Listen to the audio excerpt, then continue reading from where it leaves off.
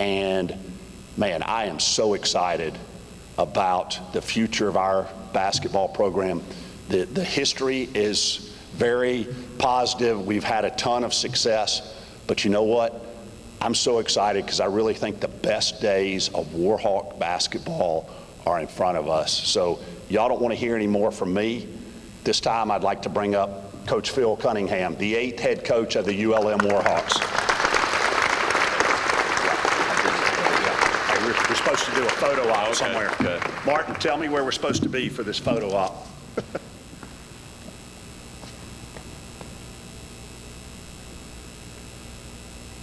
Oh, okay.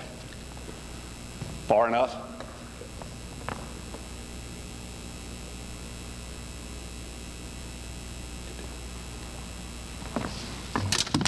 All right, thank you, John. It's a tremendous honor to be here right here today. And the first thing I want to do is I want to thank everyone who's here today. I see a lot of administrators, I see coaches, I see friends from the community. I see my buddy Van Jones, who drove over from Mississippi, my old Mississippi State buddy. So there's a lot of people, and I see players, student athletes. So I thank you for being here. It means a ton for you all to be here. And here's what I want to say about John and Coach Vinings, Coach Richard. Every coach in here knows this from an athletic director standpoint. When you've got an athletic director who puts trust in you and confidence in you, that's fuel. Like for me, he gives me fuel because he believes in me, he trusts me, he's given me this opportunity, and that's fuel for me. And you got to have fuel every day to get up and go to work and whatever you're going to do. And that's a tremendous fuel, and I appreciate it. It means a bunch. And every coach in here knows what I'm talking about. They know. That's everything. Before we move forward, I want to go backwards a little bit. I'm so glad that everybody's here today. I'll say this. I would have, when John and Coach Richard called me this summer, I would have never come down here under these circumstances if I didn't have tremendous respect for Coach Richard, tremendous respect. And I want to publicly say thank you to Coach Richard, to Miss Holly. I wouldn't have come down here if I did. I played against him for 6 years in the Sun Belt, and I've been around coaching my entire life. I know coaching. I don't know much else. I know coaching. And this guy can coach. You never played his team when you were going to play against a tough team, a hard-nosed team, a prepared team. And you never were going. You might win the game, but you weren't going to win because they had an off night. It didn't happen. And as a coach, that means so much to me. And here as a coach, he's like all coaches. Every coach in here knows we're all better coaches when we have better players. We all know that. And when Majak Ding and Travis Munnings and Michael Ertl were running down this court, good luck beating ULM. And we all know, John's talked a lot about recruiting. That's recruiting. It's all about players. And the only one that knows more about that than everybody in this room, all the coaches, is Coach Vining, because you're the oldest coach in here, so you've been living that longer than anyone. So you know what I'm talking about. But the other thing I'll say about Coach Richard, he's got a tremendous basketball mind. I knew that already before I came down here, but seeing it day to day, tremendous mind. And it's good as a coach. I love being around him because he does it different. I've never been around anybody who did it like he does it. He was unique in a way. He had some unique ways about him, and I learned a lot just since I've been here since August, just being around Coach, because he does it different, and it was just tremendous. I'll give you one little insight. The coaches will know this, but anybody else who may not get this. But I'm going to tell you a neat little thing that I got to see. And AD and Taz, y'all know this, and Coach Woodall and Ty and Reed, y'all know it. But about once a week, maybe sometimes more, Coach Vinings would come to practice. And he'd walk in there and he'd have a seat, and it didn't matter at what point in practice, Coach Richard was going to go over and talk to him. And for me to see that, it was like it was 40 years ago, and he's still talking to his point guard. And that was a neat thing to see. So I really enjoyed it. And they're both welcome here anytime. And y'all tell me if I'm wrong, but I know who the bad cop's going to be. I think you're going to be the good cop, Coach. But I know Coach Richard is brutally honest, and that's good for a coach. You need to have a guy who's going to tell you, and he's going to do that. So they got a good little combination. He probably used to be the bad cop coach. He's got to be the good cop now. But thank you, and I thank you for Miss Holly and Luke. I was around them a lot. I've grown up, my dad was the NAIA coach for his whole life, so I know what it's like to be a kid and you grow up, and at dinner, winning and losing affects what goes on at the dinner table. For you all to be here, it means a lot what you all have done. So, but I really appreciate you all. Okay, about this thing here, I don't take this lightly. I mean, being a Division I head coach, I don't take it lightly. My father was an NAIA head coach. My grandfather was a high school football coach. My uncles were high school basketball coaches. My brother's a career college football coach. I mean, I get coaching. I understand coaching. So to be here as a Division I head coach, I mean, I do not take it lightly. It's an incredible opportunity. I'm a believer. The Bible says all good things come from above. For me to be here, this is a blessing for me. It's a blessing from above, and that's the way I'll look at it every day. And but it's an incredible opportunity, and it's for me, like this is how I am. My entire world will revolve around ULM basketball. It's just who I am. I don't know if it's healthy or not, but I'll go to bed at night thinking ULM basketball, and I'll wake up in the morning thinking ULM basketball, and it'll be on my mind all day long. And that's the personality I was blessed with, and that's the way I'm going to approach every single day. One thing I want to say is I worked with a guy, and he coaches coaches, but he's a consultant for the Navy SEALs. And one thing he taught me about the Navy SEALs, everything they do, every mission they approach, they have a three-pronged process where they identify three points of action in that mission. And so I'm going to talk about three things and try to be as brief as possible. But number one, how do you put together a roster that can compete for championships in the Sun Belt? In this day and age of college basketball. So here's what I would say. There's 14 Sun Belt basketball coaches right now. Every one of them is thinking the same thing. How do we win the Sun Belt next year? Everybody's thinking like that. That's just the way it is right now. And in this era of the transfer portal and NIL, you have to have a mindset that we're going to win immediately. It has to be your mindset. We're going to win right now. You can't have when I was a younger coach and a coach got a new job, it was a building process. That's over, and like it or not, it's over. Now, is everybody going to win? 14 teams? No, it doesn't work like that. We all know that. But you better have, as a coach, you better have a mentality of win now, win immediately. Everything you do as you build your program, it's got to be to win now. It's not to win 2 years from now, 3 years from now. It's to win immediately. And if you don't have that mindset, and I see that mindset with Missy back there, she's got that mindset. I know Coach Vincent. I know that's the mindset, and because it's a mindset of the boss man too. Everybody knows that, and you have to have that mentality as a coach, and that's the mindset we're going to have. So how do we do that at ULM? I've been a recruiter my entire life, so that's all I've done in my adult life. So one thing I always like to ask recruits, I hit them with this question. I say, what's the number one ingredient for us having success here, wherever it was? Well, what's the number one ingredient? Well, the player will try to outthink the coach, and he'll say, he'll give the answers he thinks you want. He'll say, well, we got to have chemistry. You got to have discipline. You got to have a good coach. They'll throw it in there and think, wanting you to say that. And it's kind of a trick question because the answer is simple. The number one ingredient for winning in any sport is talent. You've got to have talent. And that's the first box you've got to check. You've got to have talent. So as we go out, that's the number one thing we've got to have. Now after that, like if you ask me, hey coach, what's a model student athlete at ULM? Well, I'd tell you he's standing. AD, raise your hand. Everybody knows AD. He's standing right there. He checks the talent box, but he's an incredible character guy. You're about to finish your master's.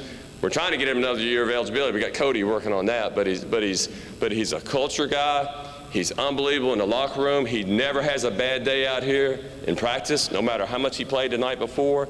He's a tremendous student. Academics are important to him. That's your model right there. I was getting ready to describe it. There he is right there. That's your model as a student athlete. But he's got to have talent first. Coach wouldn't have taken him if he wasn't, look at it. If he didn't have that body and size and he couldn't play basketball, he wouldn't be here. But he's perfect because he checks all those other boxes. So he's the model. He's the model all the way. So how do you put all that together? It's all about recruiting. John talked about my background. Man, I got a doctorate in recruiting. Lefty Driesell and Rick Stansberry, I'm telling you, and I don't know how much some of you, how historical knowledge you have about basketball. Those two are two of the top 10 recruiters in college basketball history. I'm not talking about recent, I'm talking about in the history of college basketball. Lefty Driesell and Rick Stansberry are as good as anybody. I worked to combine 22 years for those guys. I mean, it's every day learn something new. And he talks about, not accepting no for an answer. They both were different. Lefty was old school. Rick was younger and different. But with Lefty, you don't walk in there with no. And Coach Richard, he and I talked about his early days in recruiting. Don't talk in there with, don't go in there and talk about we can't get him. And so that was young in my career. I spent 5 years with him. I feel like I had a doctorate in recruiting. And those two have done so much for me in terms of the importance. Okay, so now let's talk about ULM. How do we do it now in this day and age of college basketball, the transfer portal, NIL? Well, one thing that when John and I first started talking about is in basketball right now, you have to be diverse in recruiting, meaning when the portal opens up Monday, and it's already open for non-Division I players, but we've got to go after Division I transfers, the ones moving up and the ones moving down. We got to go after that one who I called a rehab recruit, where he's gonna come down and spend a year with us, and maybe he goes back up. We got to go get that freshman that he just lost. But and a lot of people won't like that, but he played they had an unbelievable season. He played a huge role in that. And what he did? He went out and sold that to the next freshman. And that's recruiting. That's how you build it. But you got to be diverse. In basketball, I love international recruiting. I've recruited internationally my whole life. We're going to go after international guys, junior college guys. Coaches made a living off of great junior college players. We're going to do that. We'll mix a few high school kids in, not many early, because that moves me to my next step.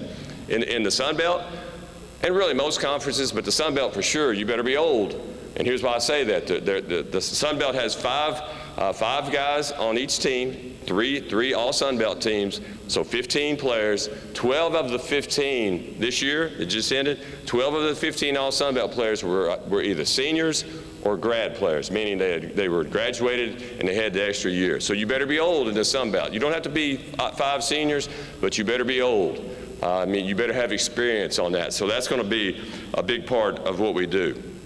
And John mentioned this already, NIL. NIL is part of it. It's part of the game. It's here. It's not going away. And it hasn't happened here. And that's Coach Richard has gone through that. It's not good when you don't have NIL. He can tell you all about it. He's gone through it, but we've got to change that, and we can't be the #1 team in the Sun Belt with NIL. We're not going to do it. It's not going to happen. But we got to be in the game. We got to be in the game, and we've got to be creative in how we do it. We've got to be aggressive in how we do it. We've got to be organized in how we do it. We've got a plan, but now we have to go implement the plan. But moving forward, that's part of it. In the Sun Belt, if you don't have NIL right now, in football, men's basketball, women's basketball, baseball's right there, softball. It's going to be tough moving forward, but so we're going to be aggressive in that area. Okay, my next bullet point for the Navy SEALs philosophy here, how they do. Okay, what's it going to look like once they get here? What's this team going to look like? And here's what I'll say. Once they get to campus, and my philosophy is it's like a one-year deal now. It's like we're kind of all junior college coaches. That's why I think Missy's going to be so successful. She was a successful junior college coach. She gets it. It's 1 year at a time. And again, we may not like it. We want continuity. We want players to come back year after year. But the reality is it's a different era, and you have to adapt to that. So here's a big thing for me in terms of basketball is summer is everything now. Summer is so important because summer, and I think Coach Richard and Coach Vinings, they can relate to this because they've been basketball coaches so long. Like June and July has now kind of become September and October in terms of you got to get your team ready. You got to establish your work ethic. You've got to establish how you're going to play on both sides of the ball. You got to establish what's going to be your identity. You got to start establishing those things in the summer. So for us, as we look at this thing, put this roster together, we've got to have our roster together, and when summer school starts, we need to have our team built, maybe one spot open, because sometimes you can get a late recruit, but we've got to walk in here in the summer and be ready to get to work, because it's 1 year at a time. It's 1 year at a time, and we've got to treat it that way. The foundation is laid in the summer. It's everything right now. Okay, so then the next step, one thing I've always heard about, I heard this in a clinic a long time ago, when you walk in a practice, if you walk in a practice and you're there 30 minutes, you should be able to identify like what that team's all about. You should be able to identify, what are their core principles. And for us, we have three. It's going to be, number one, together at all times. I grew up in a coach's house, so and Luke can tell you about this, and Miss Holly can too. Like, you don't care, if you don't have personal feelings with that player. You may like one more than another, but ultimately you want to win. You want to win, and so the togetherness. I say all that to mean, like, we don't want players we don't want egos. They're going to have egos because they're confident, but they got to be all about winning. And it's our job to make it all about winning, all about being together. And that'll be the number one core principle for us. Number two, we're going to be competitive. I'm a firm believer in if we're doing a shooting drill, let's have a winner and loser. If we're going to go play checkers, I want that guy who wants to kill you in checkers. We want competitive guys, and it's our job to create that atmosphere. We've got to do it. And the third thing is we want to be skilled on both ends. We want guys who know how to play. We want guys who know how to move the ball offensively, how to space offensively. And we want guys who know how to play defense. You got to know how to guard ball screens. You got to know how on the ball and off the ball. And we want guys to be really skilled. So when you see us play, I think you look for those three things. The third thing, and this is probably the most challenging thing, but I'm really excited about this, and it's a personal challenge, and I really want to dive into this. But how do we get fans in here? How do we get fans? And it's a challenge right now. College athletics, right? If you notice, all these new arenas, professional sports and college, they're building them smaller. They're all building them smaller. Auburn University has the best home court advantage in college basketball right now. People don't realize they only got about 9,000 seats in there, and because the smaller the better. And the reason behind all that, with technology, there's so many options for people to do. It's a challenge to get people to come to games now. But I think we have to attack that. How do we get butts in the seats? Okay. The easy answer is, everybody you ask, most people say, well, you got to win. That's easy to answer. And then for basketball, you say, well, it'd be entertaining, play fast. That's right. Those things usually help draw fans. But at ULM, we can't assume that's going to work. And here's what I mean by that. We've got to be aggressive. We've got to be the initiator in terms of going out in this community. There's two areas we've got to go after, okay? We got to go after the campus, the ULM community, the students, the faculty and the staff, and then we've got to go after a Ouachita parish. We've got to go after people in the community. Okay, let's talk about the campus first. All right, we have got to get these students back in here. And we got to get the band over here and feed them some pizza or something, John. This band we had every year, I mean, they are unbelievable in their spirit, their consistency.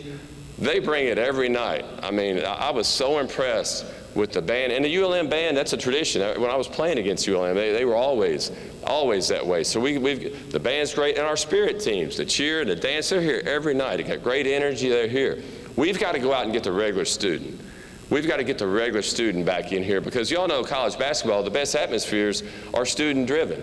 They're young, they're energetic, they'll yell at the other team, they're student-driven. We've got to go out there and how do we do that? Well, we've got to engage them. We've got to be aggressive in engaging the students, but it's more than that. I guarantee you, AD was an incredible representative of men's basketball for the last 3 years. I guarantee you never had a student say, I'm not going to, look at him and say, I'm not going to a game because the way he acts in class, the way he acted in the dining hall today, the way he acted walking across campus. He thinks he's arrogant. Our players have to be presentable. They have to be presentable. They have to carry themselves in the classroom, on campus, in the dining hall, in the housing situations. They've got a responsibility. Will they buy into it completely like I would as a coach? No, they don't care that much, but we've got to hammer them with that constantly, so they'll present themselves well. Because the other thing is, you know, I grew up in a small college with my dad. You know, in the college setting, you know, you get faculty and staff to go to the game. Dr. Thamling's here, right? Did I see him earlier? He's here. I mean, he's my Kentucky guy. Coach Vance, you know, he's our third Kentucky guy, or fourth with Coleman. But we need faculty and staff coming to the game. And no community I've ever been in on a campus community didn't have faculty and staff coming to the game. So how do we do that? We got to engage them again. And our players have to represent us well when they're in class. They've got to be good academically and have the right attitude. So we're gonna go after the students and the faculty and staff hard. Okay, the other area. Okay, the Ouachita Parish. There are over 150,000 people in the Ouachita Parish. And I know John studied this. I guarantee you Coach Vincent studied it. But from sheer numbers, if you're like we're considered a mid-major college program, those are incredible numbers. When you talk about drawing fans, I mean, I've lived in Starkville, I've lived in Troy, 150,000. And then you start looking at Monroe and West Monroe, and you start combining that, the numbers are there. So how do we go out and get them? How do we go out there and get them to come in? So here's a couple of my ideas. Back to what I said earlier. We have to be the initiator. We have to go get them. We can't expect them to come to us. We have to go to them. We have to be, for example, and Martin, you're going to tell them all. We'll do every radio show, every podcast. We've got to go speak to the civic groups. Anybody that'll let us come in there for 5-10 minutes and sell our vision, we've got to go. It takes a lot of effort, and we've got to do it. Our coaching staff's got to do it. We've got to get our players involved, but we've got to go to them. And here's a great example I'll give you. And I'm going to ask them to stand up because they're my guys, but Michael Moore, Charles, Pastor Martin, okay, those three guys right there, Michael Moore, Charles Gibson, and Pastor Martin. Michael and Charles are ULM graduates. I work out with those guys every morning at Planet Fitness, and they've become great friends of mine. They've come to the games they love coming to the games. They're positive, they're energetic, and I've talked to them all year, especially Charles and Michael, about, hey, if this works out, then we need you to help us, go out in the community. So there's a great example of we're going to get them. They're going to help us get out there. They got time. I've seen how much energy they've got. We're going to get out there and do it. So thank you guys for being here. It means a great deal to me for you all to be here. So we're going to go out there, and so I'll end it with, where's Lavelle at? Lavelle didn't show up. Is he here? Did he make it? Lavelle played, y'all don't know Lavelle, he played for the Green Bay Packers, won a Super Bowl, but he was coming. He's our fourth guy that works out, but he must not have made it. But here I'll kind of end that segment with one quick story. So I'm getting my hair cut, and this young lady's cutting my hair, and her dad's a former basketball coach, so she's got some basketball blood flowing through her veins. And she and her husband have a young family, a couple boys, maybe one girl, I don't know the exact numbers, but I'm in there on a Friday. We got a home game on Saturday. And she says, you know what's going on? You know, she's always asking me, what do you got going on this weekend? Well, anybody's a coach, like these coaches know, on Saturday you got a game. You know, Miss Holly knows that. Saturday's a game day. Never a Saturday off.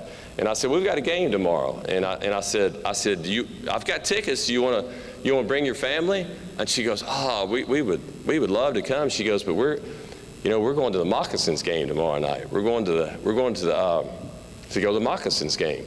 It's a family. She said, we're going to a family thing. I said, do your son, and I knew it was a trick. I had her already when she said that, because she had told me before her son loves basketball. And I said, does your son play like youth hockey? You know, is he playing in a youth hockey league or something? She goes, no. I said, you told me he played youth basketball, right? Yeah, he loves basketball.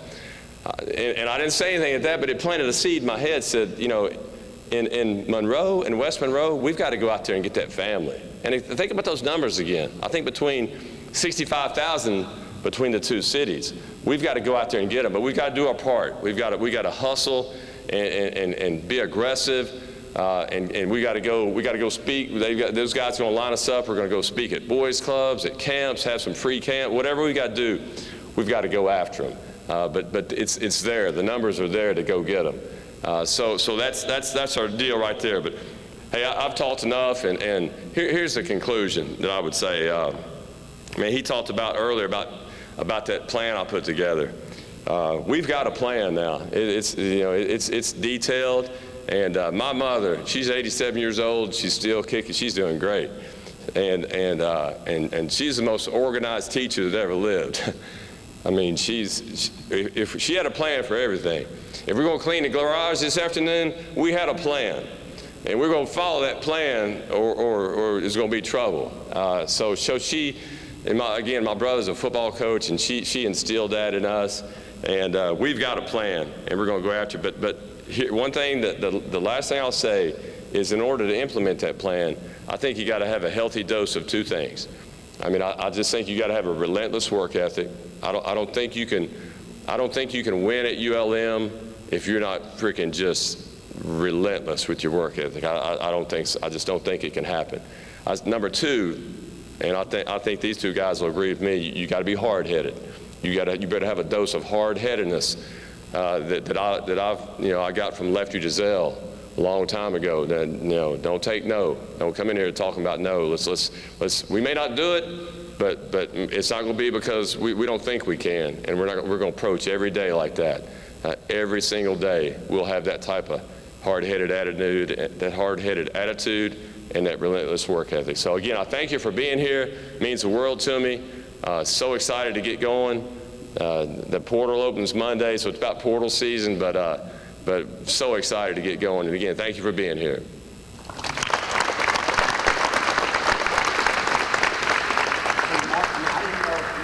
If there were any questions from the group, or I know we probably got some media folks who want to do individual interviews, but any questions from the group? Mark Neal, you got a question? The attorney always has a question.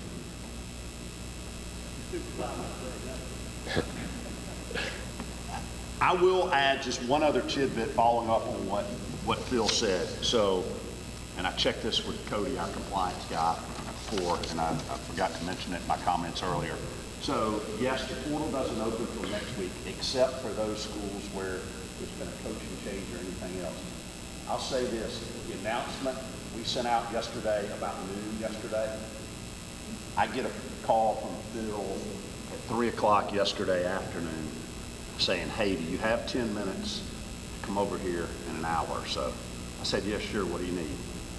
There's a guy that's in the portal who's had success, maybe in this building before, who is at another institution.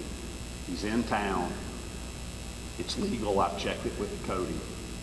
And so we had a young man who could be a difference maker in our program here yesterday, who is a local product.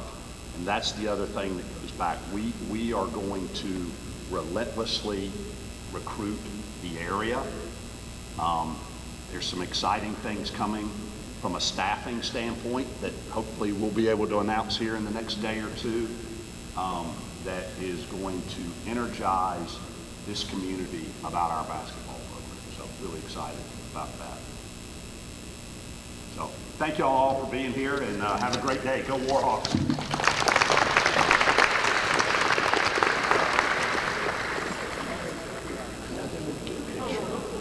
Okay, yeah, that's great. That's great. Thank you. Yes. Thank you.